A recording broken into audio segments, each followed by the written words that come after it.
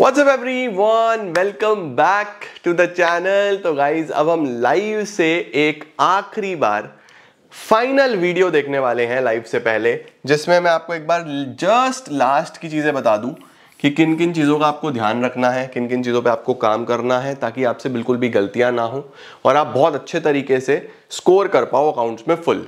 तो चलिए जल्दी से शुरू करते हैं और छोटी छोटी चीज़ें जहाँ पे मिस्टेक्स होती हैं वो सब मैं आपके साथ कवर करने वाला हूँ। चलिए जल्दी से लेट्स बिगिन।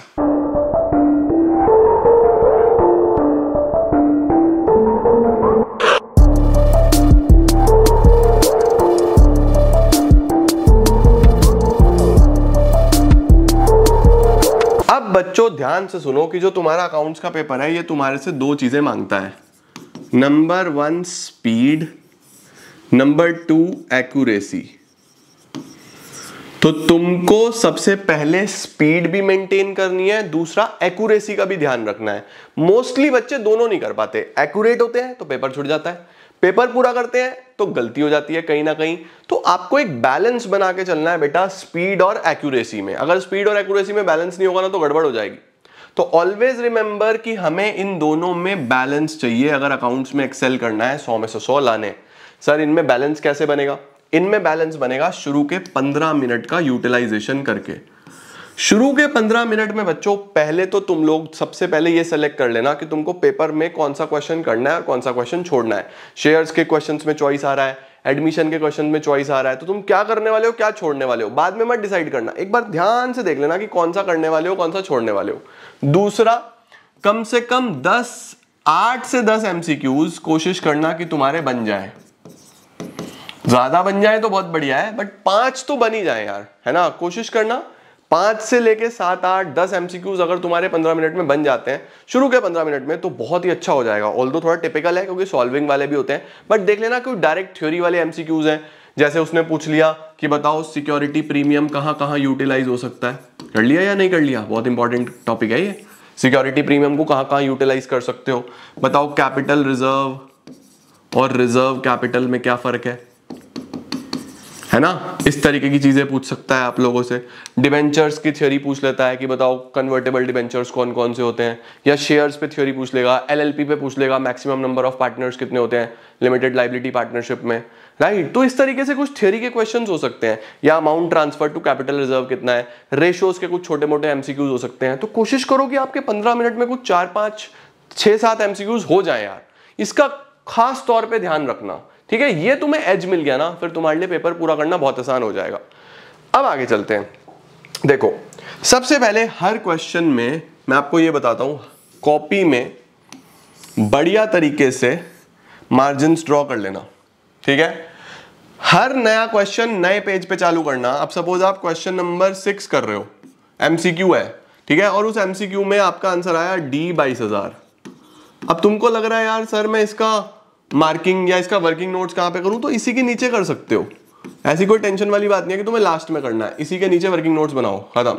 अगले पेज पे क्वेश्चन नंबर 7 जाता है, अगले पे करो, अगले पे 8 जाता है, अगले पे करो। जिस क्वेश्चन का काम है उसी क्वेश्चन के नीचे करो, इधर उधर मत करो। मैंने बहुत सारे बच्चों को देखा यहां कर रहे हैं वर्किंग नोट, भाई क्यों? साफ सुथरा पेज दिया हुआ है तुम्हें, करो ना यार यहाँ पे वर्किंग नोट्स, क्या दिक्कत है? बस तुम्हारा आंसर्स बड़ा बड़ा हाईलाइट होकर क्लियर दिखना चाहिए। ये नहीं है वर्किंग नोट के पीछे आंसर ही छुप गया, आंसर ही नहीं दिखा, तो अलग से दिखना चाहिए वर्किंग नोट भी और आंसर भी, टीचर को कंफ्यूजन ना हो, ठीक है। दूसरा, हर क्वेश्चन को 2-2 बार कैलकुलेशन चेक कर लेना बेटा। कोई भी क्वेश्चन 2 बार चेक किए बिना छोड़ना मत, करो साथ साथ 2-2 बार चेक कर लो, ना 1 बार ना 3 बार, बस 2 बार सफिशिएंट है, ठीक है। उसके बाद फॉर्मेट्स का ध्यान रखना, आता है या नहीं आता है, फॉर्मेट्स प्रॉपर बना के आने। जितनी भी जर्नल एंट्रीज होंगी नरेशंस लिख के आनी है, ठीक है। अब जैसे डिबेंचर की इंटरेस्ट वाली एंट्रीज होती हैं तो बच्चे डेट्स नहीं लिख के आते जर्नल एंट्रीज में, भाई जहां पे डेट्स चाहिए वहां लिख के आओ, ठीक है। लोन अकाउंट बनाना है, डेट का कॉलम भूल जाएंगे, डेट चाहिए बच्चों वहां पे, तो लोन अकाउंट आएगा, अगर एग्जीक्यूटर्स लोन अकाउंट आएगा उनमें डेट चाहिए होती है तो डेट का कॉलम बनाओ। लोन अकाउंट में डेट का कॉलम आता है तो डेट्स का ध्यान रखना, ठीक है। और जो अकाउंट बना रहे हो किस साल का बना रहे हो, किसकी बुक में बना रहे हो, ऊपर मेंशन करो, ठीक है।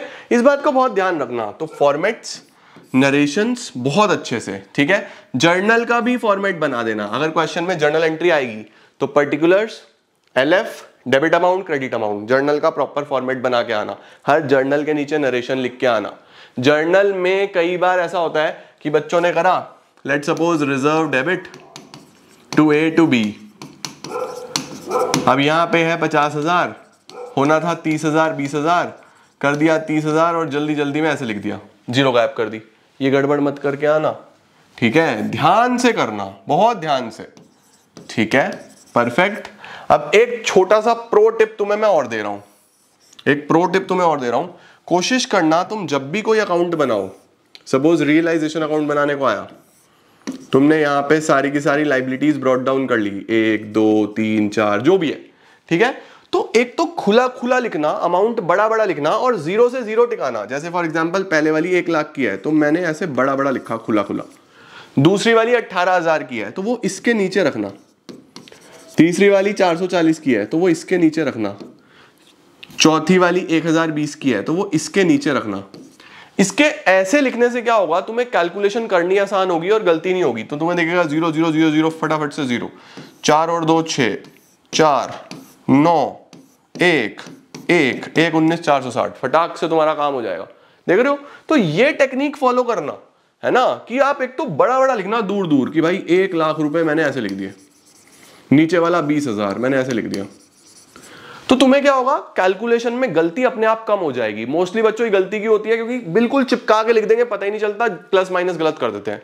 खुला खुला लिखना, डिजिट के नीचे डिजिट रखना, आसानी से चीजें होंगी, ठीक है। शुरू के 15 मिनट में एमसीक्यूज का एडवांटेज लेना है, ये मैंने तुम्हें पहले बता दिया, और ओवर राइटिंग नहीं करनी मेरी जान, इस बात का ध्यान रखियो, ठीक है। सपोज ये 20,000 की जगह 21,000 था तो आधे नालायक क्या करेंगे, ओहो 21 कर दे इसको, एक कहीं ना कहीं 201 लग रहा है, तो इसे सिंपल ऐसे काटो और यहां पे दोबारा लिखो 21,000, ये बेस्ट है। आधे नालायक क्या करेंगे, 20,000 है ना,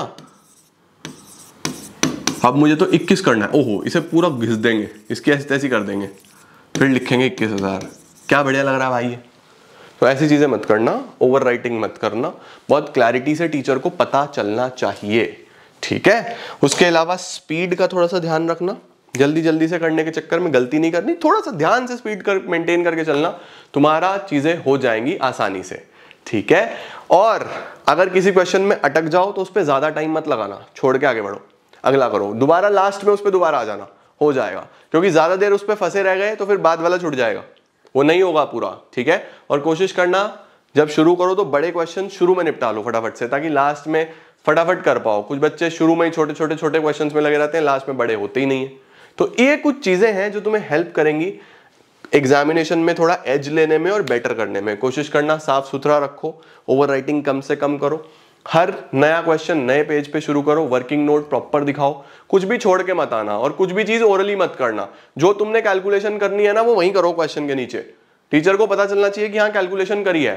और वर्किंग नोट को कोई बहुत ज्यादा सजाने की जरूरत नहीं है, working notes are working notes, तुम्हारा वर्किंग नोट है भाई, वो सॉल्यूशन थोड़ी ना है, उसको तुम थोड़ा बहुत कर सकते हो क्विकली, ठीक है, परफेक्ट। तो ये कुछ चीजें हैं बच्चों छोटी छोटी जो तुम्हारी काफी हेल्प करेंगी एग्जामिनेशन में, और प्रो चीजें हैं, बहुत मदद करेंगी स्पीड एक्यूरेसी मेंटेन करने में।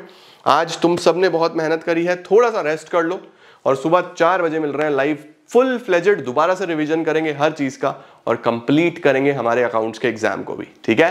Thank you so much everyone, keep growing, keep glowing and keep smiling.